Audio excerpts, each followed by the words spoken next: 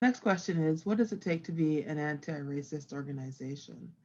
Well, the easy answer is that it takes a commitment to anti-racist principles, but the doing of it can be a little bit more complicated.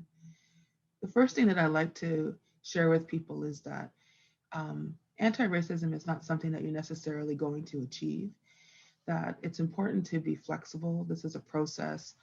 This is a pathway. There are many times in which you won't be moving in a straight line. It's really important to be responsive to needs that emerge in an organization. So it really is about having an understanding of principles of anti racism and then preparing your organization to respond and to be ready for any incidences that have to do with race or racism. So we're living in a time now where the conversation around race and racism is happening with a frankness that hasn't really happened before, even compared to times in the past, such as with the civil rights movement.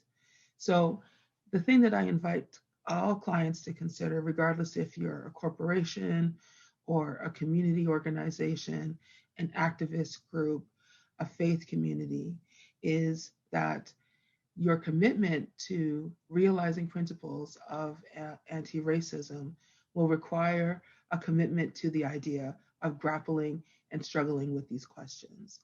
That there isn't a point plan, a 15-point plan in order to be an anti racist organization, but there are ways to be able to step towards that vision with the level of care that's needed because it requires a different type of vulnerability than is normally expressed in organizations.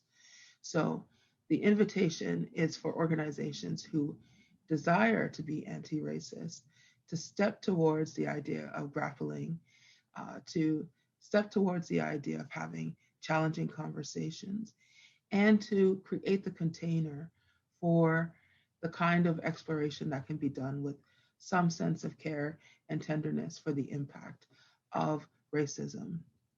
Thanks for the question.